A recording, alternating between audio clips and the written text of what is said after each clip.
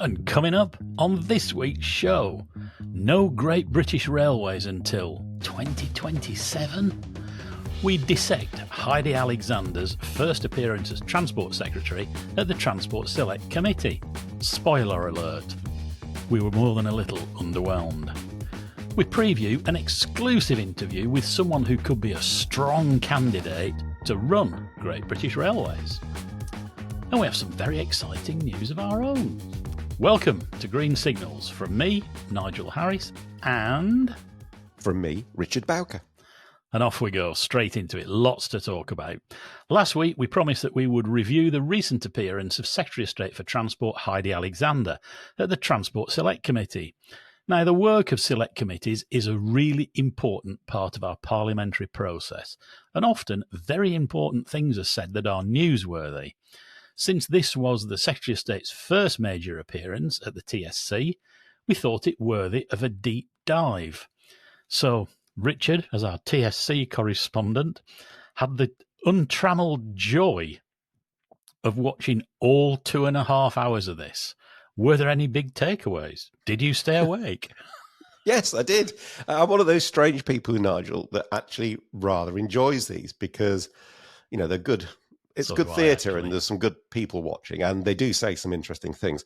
So it's perhaps first recognising, though, that Heidi Alexander's style is very different from her predecessor, Louise Haigh. What's the politest way to put this? Careful, measured. Yeah, I think that's pretty fair. She was very careful not to give too much away, much less feisty, I suppose, than her predecessor. There were a couple of places where I felt she came across rather unsure of some elements of the brief, right? And that surprised me, actually. I know what you mean. Yeah, and we're in a couple of the clips we're going to go through in a minute. You'll see that. It was 2.5 hours. It focused on her entire brief. So there were bits about decarbonisation and electric vehicles and aviation and, you know, bus fares and stuff. Listen to it all because sometimes there's some crossover during it. But we're going to focus on the rail bits, obviously. Now, we've got 6 segments. They're all pretty brief. A couple of them are very brief, actually. But they're all interesting snippets, we think. So we've worked hard not to take anything out of context. But that does mean that it's always worth listening to the whole thing if you can. As I say, it is worth the time investment. And we'll put a link to the excellent Parliament Live TV channel where you can actually go and watch the whole thing. We'll do that on our website, right? But we'll kick off with segment number 1. And this is where Steph Aquarone, who's the Lib Dem MP for North Norfolk, asks about the organisation of the Department for Transport itself. The committee is very interested in your department's submission to the spending review. And I guess when it comes to your organisational structure, and in particular staffing resource, it seems like now is a good opportunity to reflect on what the job is that department's trying to do, in particular with these big decisions on rail and buses, and whether the design of the departmental structure is best fit for that. I wonder if you could comment on that, but also talk about staffing levels. Are we going to see changes in staffing levels, staff location, those sorts of things? I'm happy to start, Yep. and then perhaps Joe, if you want to pick up some of the detail. You will be aware, and other committee members will be aware, that the government has set an objective to reduce the administration costs of government by 10% by 28, 29, 15% the year after. We haven't talked about headcount reductions as such because we think that will result in some perverse incentives. You could reduce the central headcount of a department by paying more consultants, for example, which wouldn't necessarily be the right thing to do, both from the point of view of the public finances or from the point of view of how effective the organisation is operating. I also just think when we're talking about staffing numbers and levels, it's important to remember that one of the previous Prime Ministers, Boris Johnson, set a target for reducing civil service headcount numbers, and we saw those numbers shoot up by 130,000. So I think focusing on how we spend money more efficiently is right. Having said all of that, if you look over the last 5 years, the central department's headcount has gone up by about a third, and I'm not sure whether that is justifiable in the medium to longer term. We did initiate a voluntary exit scheme last autumn, and we anticipate nearly 300 people leaving under that voluntary exit scheme. That's out of a total of about 3,700. So often it comes back to costs and things, doesn't it? Which always means talking about headcount, doesn't it, Richard, normally? One thing that struck me was the comment she made, which sounded superficially right, when she said about perverse incentives, that if they cut down the headcount, they'd end up employing more consultants. But shouldn't they just be getting rid of people because you don't need doing their thing at all? I totally agree with that. I mean, it sort of completely ignores the fact that maybe you shouldn't be doing it at all, either in-house or with consultants. No, that's a very fair point. And I think quite a lot of people will listen to that and go, well, just stop doing some of this stuff then. Bit sad that none of the MPs said it. No, and there's a couple of places where later on we'll see a couple of MPs do push back, but they didn't on that particular issue. I mean, I nearly, I was holding a coffee at the time and I nearly dropped it when she said, over the last 5 years or so, central department headcount's gone up by a third. Wow. Now, when she says central department, she means basically what you and I would call head office of the Department for Transport, right? That doesn't include what Joe Shangamulingam described as the wider family of agencies. So like, DVLA or highways agents, that's another 15,000 people, right? So this is just central headcount, and it's gone up by an absolute, but gone up by a third.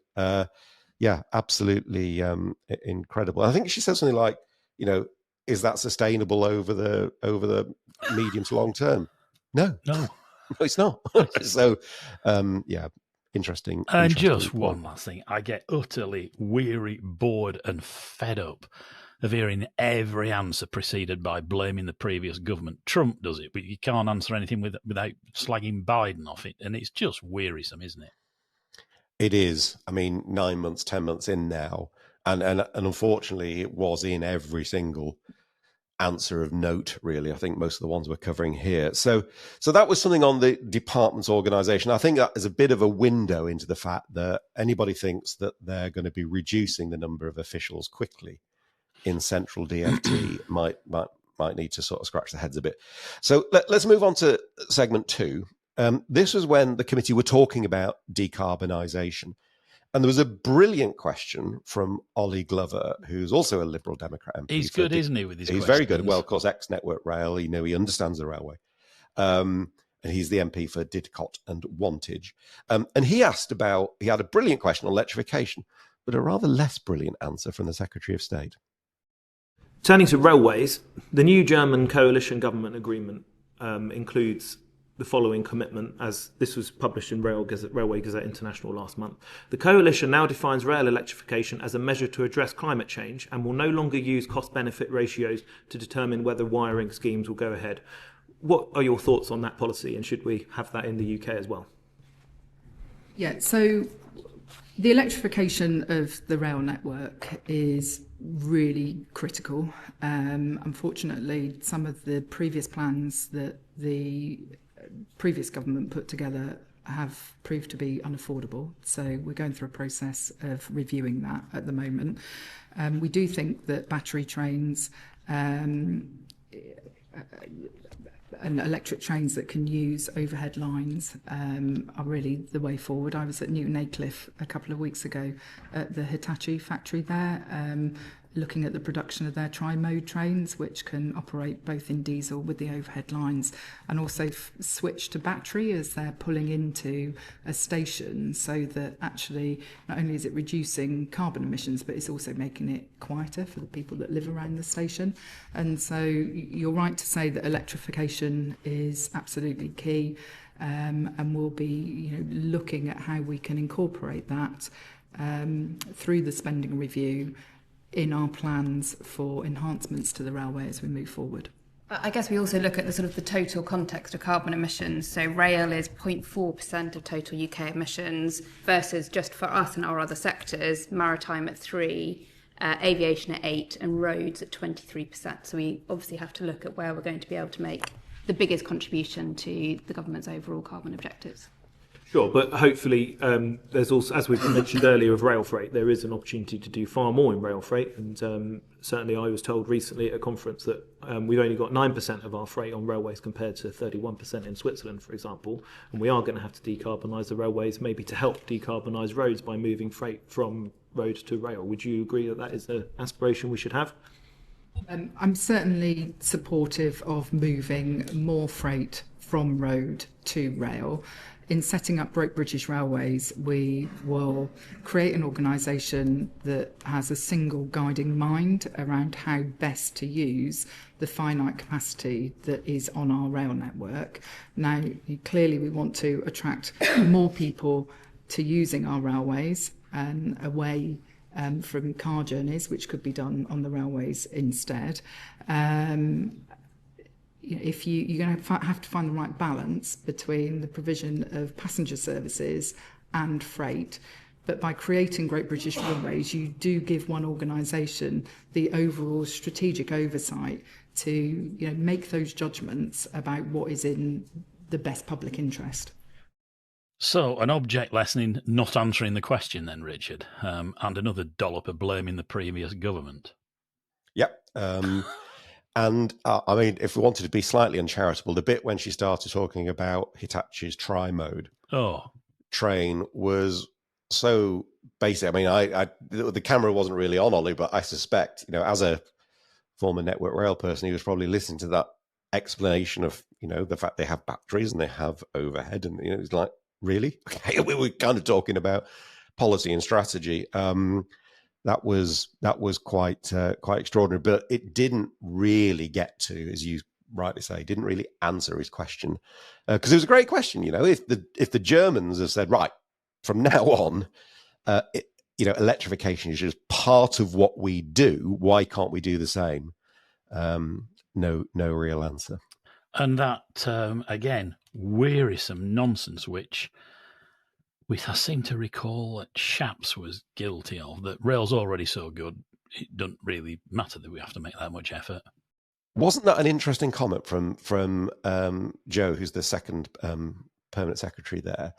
And she basically said exactly that. She said, look, we've got to bear in mind that rail's already incredibly low as a percentage of the overall carbon. So we need to focus on the stuff that's polluting, and which is not, it's a classic sort of civil service answer, really, because it's not wrong. But that Ollie Glover immediately said, right, in which case, let's have more rail freight then. Let's get stuff off the road, out of HGVs, onto trains, because you've just said it's much, much better. And again, we get an answer that's all about, but we've got a balance between passengers and freight. Yeah, well, we know that, but there was just you just didn't sense that drive to really make it happen. I felt that was a missed opportunity to really nail quite a big point. So I can't imagine Lou Haig would have said any of that. Well, perhaps not, but it was very sort of careful, as we said at the introduction. Maybe. Anyway, let's move on. Let's move on to segment 3, because this one's a real cracker. You remember that story we covered recently when the story about Southwestern Railways leases had gone up by 50 million a year, according to the newspaper, all because of a cock-up by the Department for Transport officials. Anyway, so this one got picked up by Rebecca Smith, who's a Conservative MP for. She's in the Southwest. So at the start of this hearing, you said actions speak louder than words, which is great, and that your first action was to announce which rail franchise could be nationalised first, or it was one of your first. However, since then, we know that one of those actions, so negotiations for the nationalisation of South Western Railway, has seen a major, in effect, error, particularly around the fleet contract by the department, which it said will cost passengers £250 million, £50 million a year. So I'm just interested to know what actions you, as Secretary of State, have taken to mitigate that error, if it is true that it exists, ahead of the spending review, because you've talked about those constrained public finances.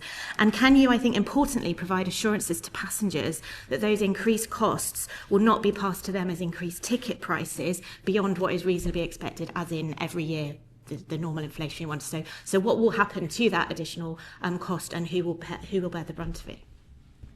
So the situation with the rolling stock on South Western Railway is that the arrangement for the rolling stock and the expiry of that contract aligns with the expiry date of the South Western contract to be operating the trains. That isn't the case on all train operating companies, and normally these negotiations around rolling stock renewals will take about 2 to 2.5 years. So this process could have been started by the previous government a long time ago. We are in a commercial negotiation at the moment, and some of the figures that I've seen reported in the press I don't recognise, but given that we're in a commercial negotiation, I'm not going to go into the detail of that now. But I do think this, the way in which the rolling stock leases were organised is symptomatic of the sort of step back and let's see what happens approach of the previous government, and that's not going to be a mistake that we make again. And with the setup of Great British Railways, I want us to look at having a proper rolling stock strategy, so that not only can we give confidence to the supply chain, which provides many thousands of really important jobs up and down the country, but also we can find a way to get really good value for money for the taxpayer, because it's a very significant amount of money that we are currently spending on these contracts. I have asked the managing director of both MTR and First to come in and see me as a matter of urgency to tell me what they're going to do to address the problems with the South Western rolling stock before it comes into public ownership on the 25th of May. So here I am in broken record mode again, blaming the previous government. Normally these negotiations take, what did she say, 2 to 2.5 years. Why? And could have been started a long time ago. But what's our officials doing then? Well, I mean, I really was quite surprised at that. And I was surprised about it when I read it in the newspaper as well. 2 to 2.5 years. I mean, Why? just to put it in, well, I don't think it does, right? So just to put it in context, and this isn't to say, how clever were we, but to give you an idea, the purchase of the Pendolinos, the tilting trains of the West Coast Main Line, from designing the specification, writing the specification, pre-qualifying short bidders, tendering, bidding, evaluation, negotiation, all the financing, right, which is very complicated, the transfer of all the depots to Alstom and securing financial close, all of that, 2 years. At the same time, April 97 to April 99. Okay. All the same time having to work out what we're doing with rail track on Pug 2 on the West Coast Main Line, which was added complexity. It does not take 2 to 2.5 years to do a contract extension on an existing lease. 3 months, 4 months, unless one side is being utterly unreasonable, right? So I didn't understand that point at all. I don't know where, I mean, sure, that's what she's been briefed, but I don't know where that's coming from. It just does not feel right at all. Has it got anything to do with those 701s taking route at Long Marston? Well, that's a fair point. We don't know what the complexities are there. There's another story, and she said we didn't show it in that particular clip, but she did say that she's called the managing directors in to, demand answers about 701 introduction before it hands back to the government in the end of May, which I hope she's not putting too much store by that, because I mean, the issue now is I believe, even more complicated, right? So, but still 2.5 years. No, I don't think that's right. And another comment which seems to be rolling the pitch for a bit of a tanks on the lawn of the Roscoes. Yeah, well, that was very interesting, Nigel. When she started talking, she said the way in which the rolling stock leases were organised is symptomatic of a step back and see what happens approach of the previous government. Well, actually, they're no different to the approach of the previous government to that, which between 97 and 2010 was you, right? So, or certainly Labour. So, but it did feel as if there's a bit of a Roscoe's in the sights, because she went on to say, I want us to have a look at a proper rolling stock strategy. Well, tick for that, that's fine. And find a way to get really good value for money for the taxpayer, because a very significant amount of money we're spending on these contracts. If I were a Roscoe, I'd now be on high alert. And there'll be many people going, well, good, they should be, because that's the one bit that none of us like. But that's a separate matter. Also, what about those comments about the 5-year term? We still need to get to the bottom of that, don't we? Well, that was something that appeared in the newspaper report, and we talked about it on the show recently, didn't we? We said, if you want to put the prices of rolling stock leases up, then just shorten the term and expect no change in the risk profile. That'll put the prices up. It'd be like if you went and did a loan over 5 years instead of a loan over 10 years. Cost goes up. The monthly charge will go up if the risk profile stays the same. We still haven't quite gotten to the bottom of that. This was a whole fascinating section, and I think the story here is they're thinking about something to do with policy on rolling stock leasing, and that maybe more will become apparent in the coming weeks.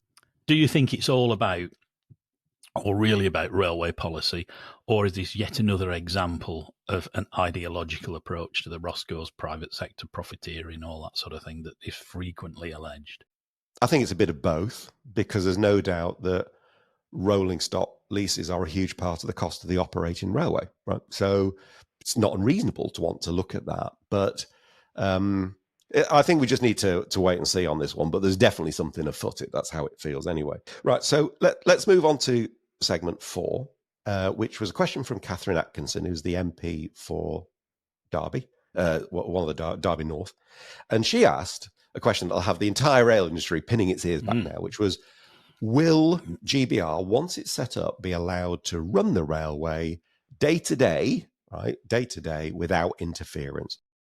The Railways Bill consultation said that Great British Railways would enjoy operational independence from the department, which has been welcomed by many of those who I've spoken to in the rail sector. They'll obviously be bound by direction and guidance from yourself. But given the government has been looking at arm's length bodies in other departments, can the sector have confidence that GBR will be left to get on with things? So I don't think the Department for Transport should be the operational manager of the railways, but I do think that ministers should set the strategic direction for Great British Railways, and that it should hold that organisation ruthlessly to account. And I've seen the analogy made about the abolition of NHS England a number of times. What I would say is that the government haven't abolished the NHS. The NHS, not DHSC, still employ people, and their managers still take operational decisions, and that aligns with what we are doing in Great British Railways. We're actually simplifying this horrendous maze of organisations that has been involved in running the railways in recent years. There's 14 train operating companies, Network Rail, the RDG, bits of the DFT, bits of regulators. And actually what we need to do is strip away that complexity and make it simpler so that we can address some of the weird perverse incentives that have existed in that system as well, so that we get an organisation that is taking the right decisions in the public interest, be that for passengers, be it for freight operators. And so that's what really lies at the heart of the establishment of Great British Railways. Well, Catherine always asks good questions, and that is a particularly good one, which lots of us have been asking.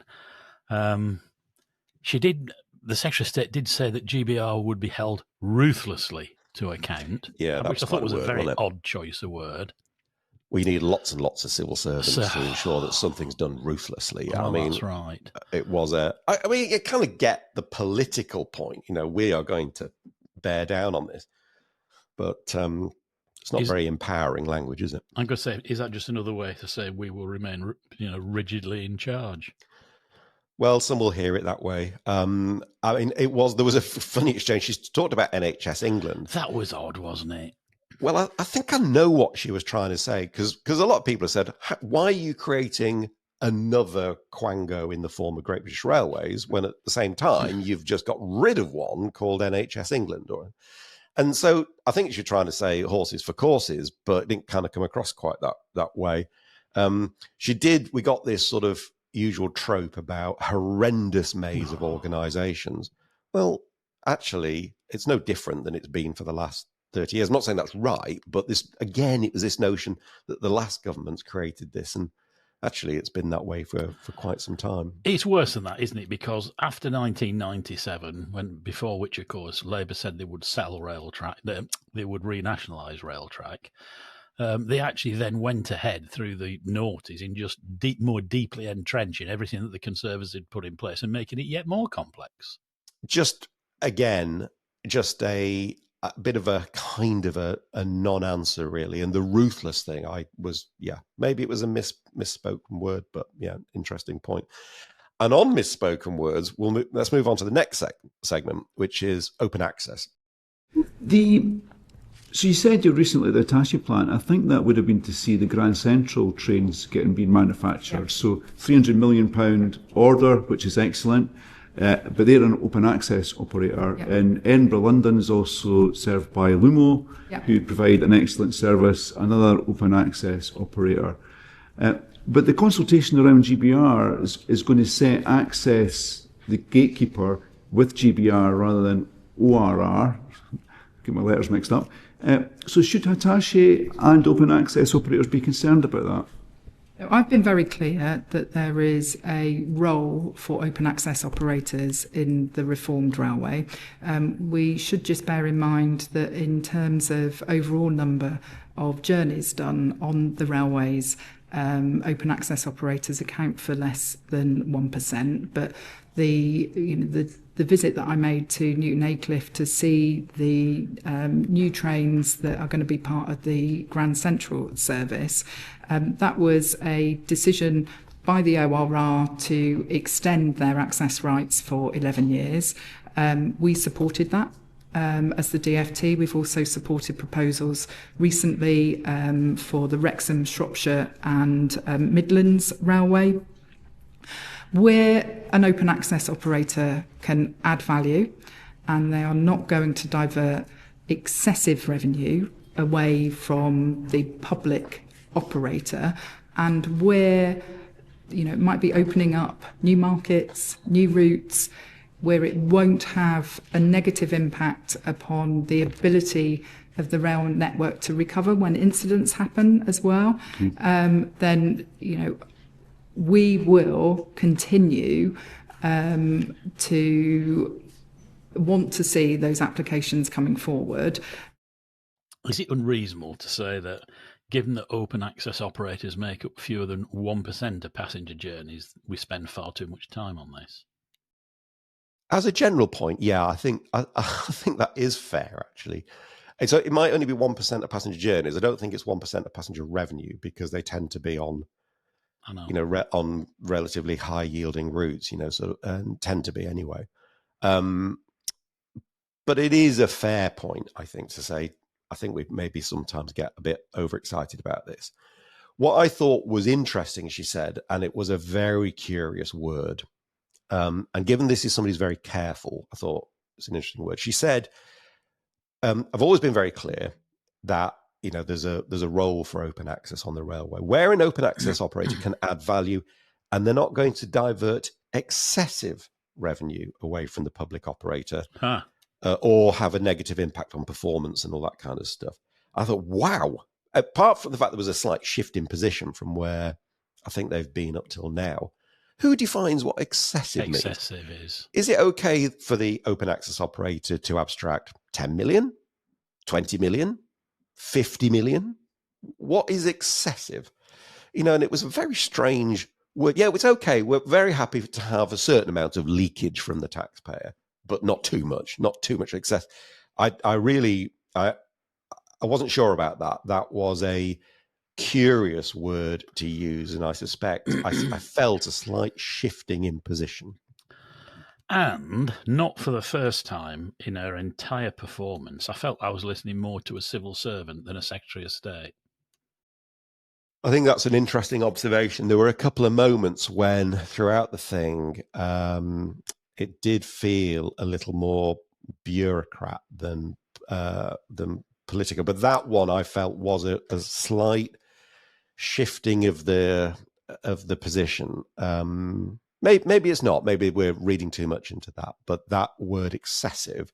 So if you take a bit of revenue, that's okay. But too much is not okay. Well, who decides what that is? Though she did make the point, quite rightly, that performance on the network, particularly in a week when Network Rail is still saying we can't support this, we can't support that on open access because we can't deliver performance, is very important. And then the final segment and the final word goes to Baggy Shankar, who's also an MP from Derby, when he asked about timescales. When do we expect to see lots of bums on seats in Derby working for GBR? So I want Great British Railways to be established in 2027, and the organisation on day one of its existence will be different from the organisation on day 150, 200, but I would anticipate that the establishment of the organisation in Derby will be taking place in 2027. And excuse me, and a very good question too, Richard. Given you've just said how much you and your team achieved in buying Pendolinos in 2 years from conception to everything else, why are we having to wait till 2027 for GBR? For goodness sake. Is it because the DFT is designing the world as it wants it to be in their shape, or why? 2027 is an age away. I mean, GBR today is really just a committee. So what's going on? Well, so there's quite a lot there, actually. So let's unpack that. I mean, this is primary legislation, so it has to find its slot in the process. Yeah. People will want to challenge it, debate it, discuss it. There'll be amendments tabled, all that sort of stuff. And that process does take time. Now, whether it needs to take to 2027, I mean, no, and it does. I know. Your reaction to that is why so long? And there will be people in the department go, oh well, it's very, very complicated. We've got to do this, we've got to do that, we've got to do the other. And in classic situation, they won't be wrong, right? The problem is what the message that sends out is that this stuff's going to move at quite a glacial pace. And the real problem is the one you've just alluded to there. Yeah, we've got this shadow GBR thing, but I don't think it's really a thing. It's just basically a committee at the moment that meets behind closed doors. When we talked about this before, they don't even keep any notes sometimes, said Laura Shove, the chair of shadow GBR.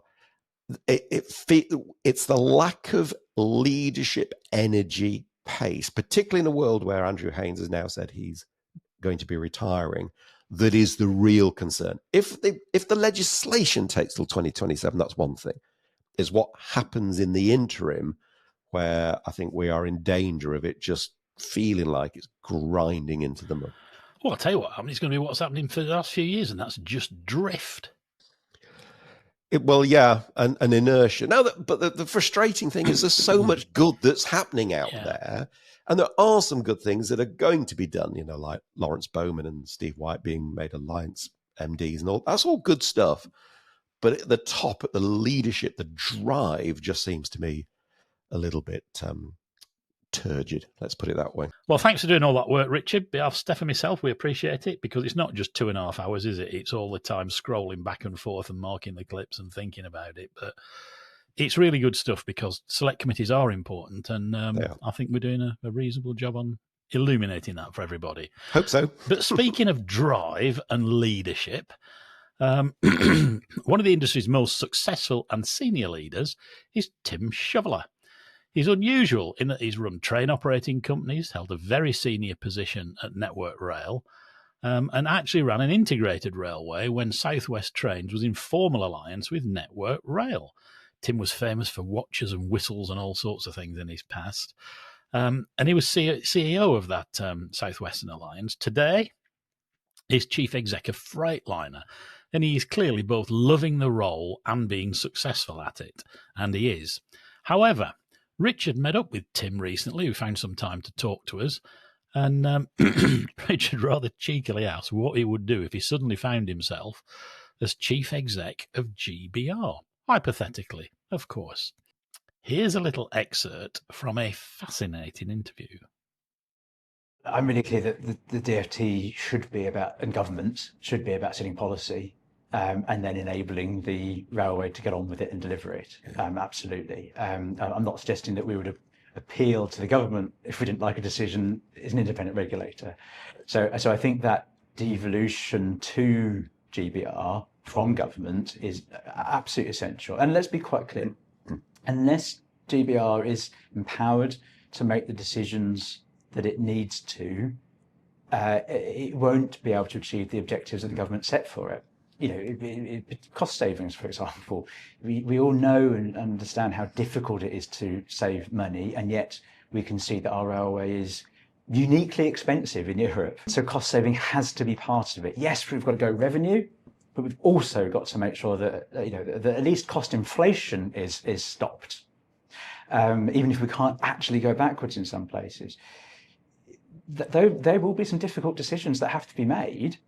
And if those decisions are compromised by the necessity to have them signed off by government, there's a good probability they won't get made, or they will be so delayed in their decision making and so compromised in execution that actually GBR won't be able to move at the pace it needs to if it's going to achieve its wider objectives. So government can actually help itself here, particularly Treasury that is looking for the cost savings. It needs to empower the organisation to get on, not consider that that's a right that has to be earned, because it's the other side of the same coin. We'll release the full interview with Tim next Tuesday, May the 6th, and it is packed full, floor to ceiling, wall to wall, of common sense and an action this day approach. Plus, Tim doesn't really hold back being controversial where he thinks it will offer a swift, positive impact. So he's definitely one to look out for. So now we've got a very exciting little teaser to share with everyone from something completely new that we've been beavering away on in the background for a couple of months now. We're going to be launching a new sister channel to Green Signals. It's all part of the Green Signals family. But the idea for this came about because the railway is full of so much fascinating tech and innovation that we decided that some of these incredible stories, it would be good to tell them to an audience beyond the railway. So this new channel is intended to do just that, Nigel. It's going to bring these stories to people who might never normally think of watching a video about railways and show them what they're missing out on, obviously. Yeah. So the new channel is called Wow! I didn't know that. So wow, I didn't know that. And you can find it on, you'll be able to find it on YouTube. And for those who know these things, that if you just type in @wow-idkt,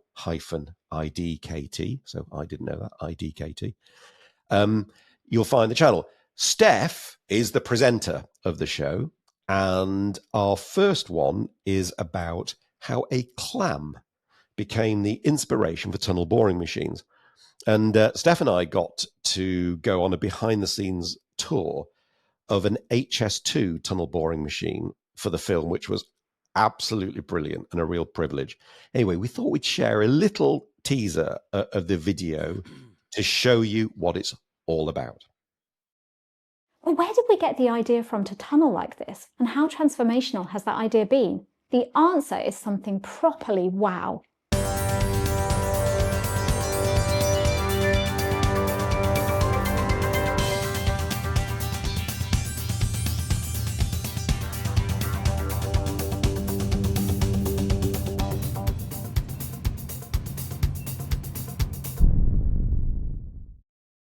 It's brilliant, Richard. You and Steph have done a fantastic job there. And actually, being on the TBM while it was TBMing, isn't it? It was. It was actually mining when we were doing it, and we saw the ring building. It was incredible. And the conveyor taking all the spoil to the back for disposal.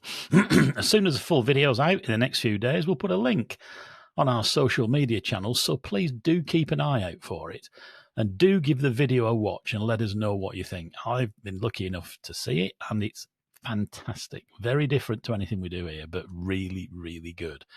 But most importantly, share it with all your non-railway friends and see if we can't inspire them with some railway tech, which is really good stuff. And now it's time to thank everyone who supports us. First of all, it's thanks to RIA, the Railway Industry Association, our programme supporter, and Rail Business Daily, our media supporter. Thanks, guys. Your support, as ever, is hugely appreciated by all three of us.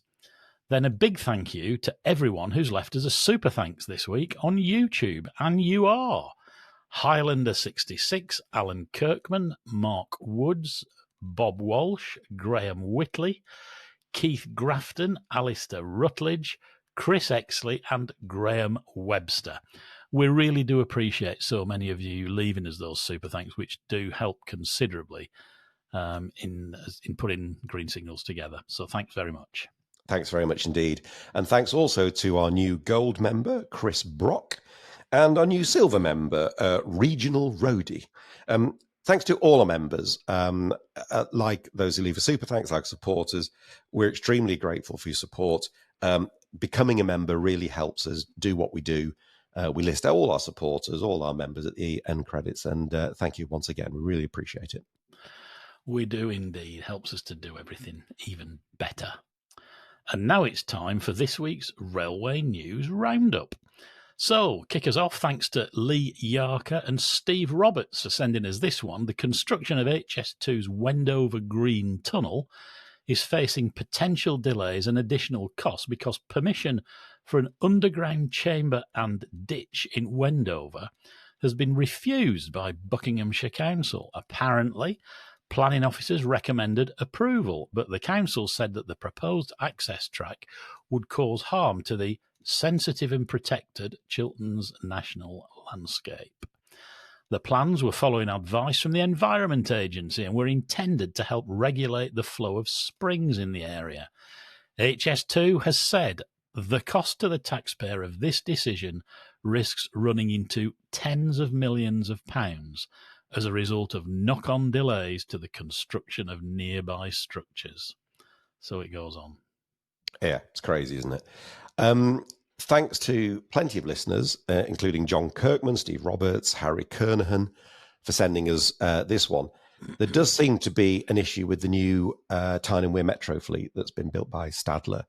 According to a joint statement from the metro operator, Nexus, and the train builder last week, they've identified an operational issue which is affecting the dispatch process with the doors, and they've decided to temporarily suspend the new trains and pause the new fleet's entry into passenger service whilst they presumably investigate the issue. Apparently, the standard operational procedure regarding opening and closing the doors on the new fleet is different to that of the existing fleet, something that I presume was known about. They've pointed out that any new fleet introduction can throw up issues, and it's a very complex rollout, so they expected to find minor issues as part of the process. They're aiming to continue with a rollout of the new fleet as soon as possible. Doesn't sound very minor, that one, but we'll be keeping an eye on that. But it does sound like one that you would think would have been aware of earlier. But There you go. Anyway, here's one for you, Richard. Open access, a subject close to your heart, I know. Arriva has submitted an application to the Office of Rail and Road. This one did take me a bit by surprise. Permission to launch a new Grand Central service between Brighton and Newcastle, calling at stations including York, Sheffield, Birmingham New Street, Oxford, Reading and Gatwick Airport.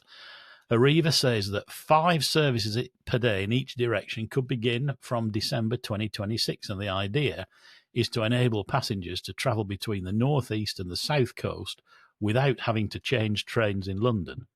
But they do have to go through New Street. They do go through New Street, yeah. So it's New Street, Reading, isn't it? And then Gatwick that way. So it's slightly circuitous. But anyway, there we go. Let's see what the regulator makes of that one.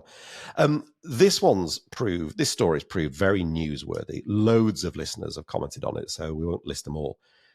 Universal Studios has confirmed that Bedford will be the site of a new £50 billion theme billion park. with a B, yes. Believe so, yeah.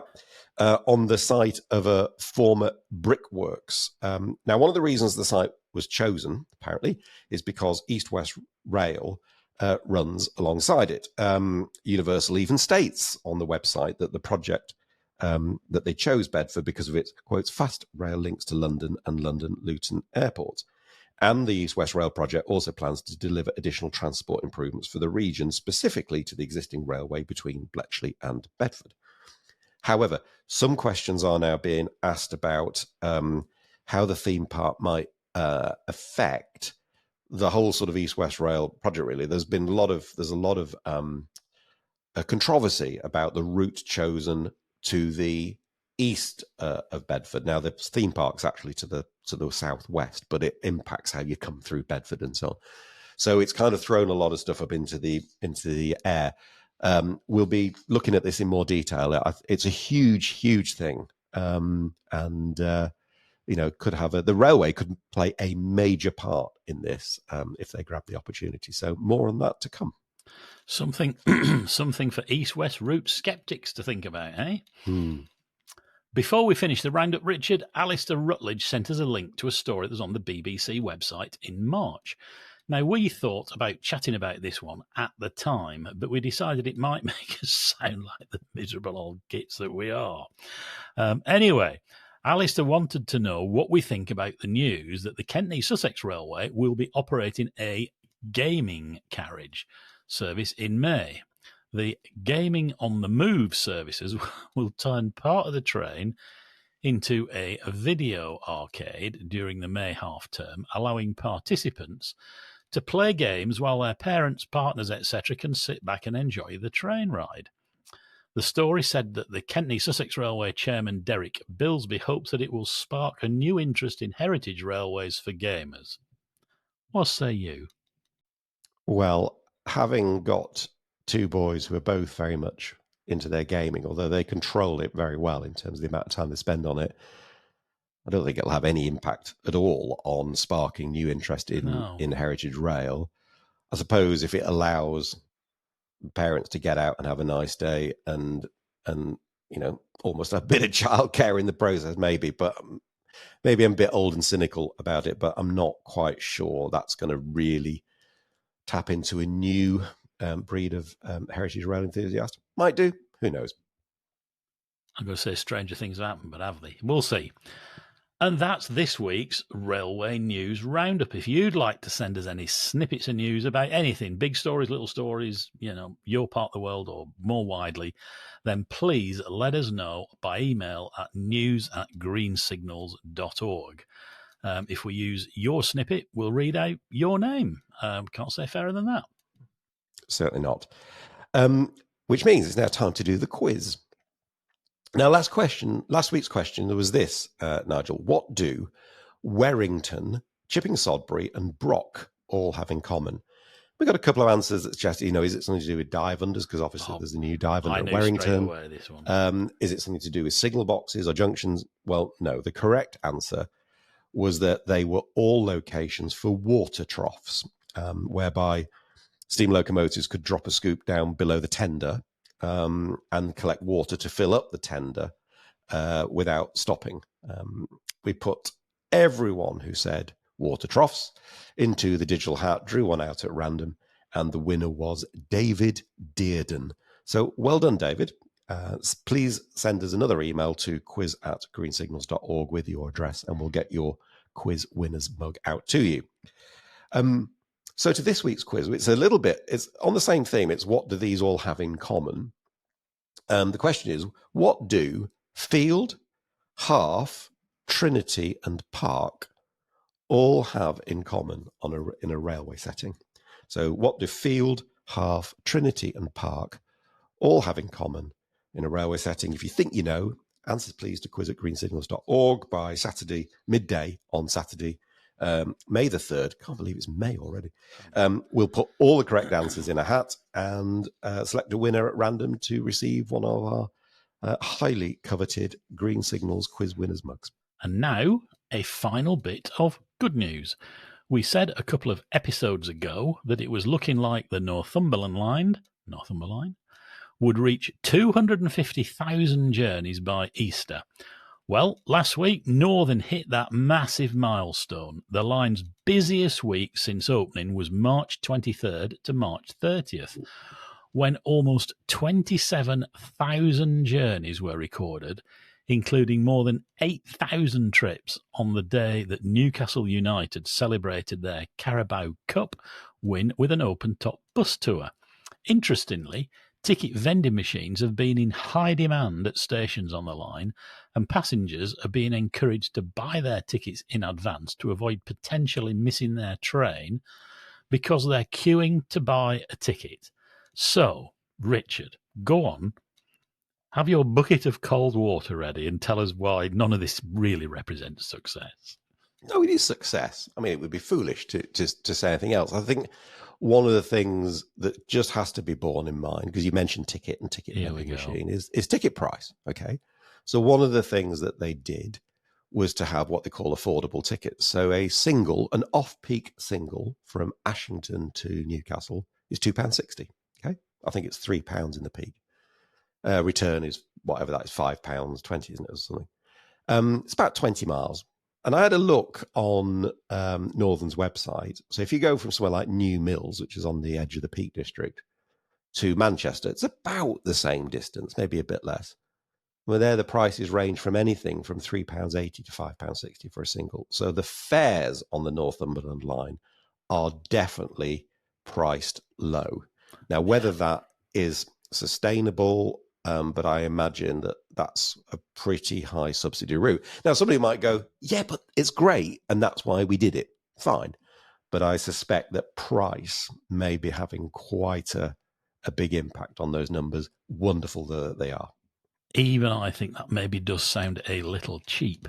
And just to set that in local context, if you buy I haven't done it for a while now, but if you buy a single between Stamford and Peterborough, which is about 10 minutes, 15 minutes on the train, tops, the last time I did it, it was about £8. There you go. Yeah.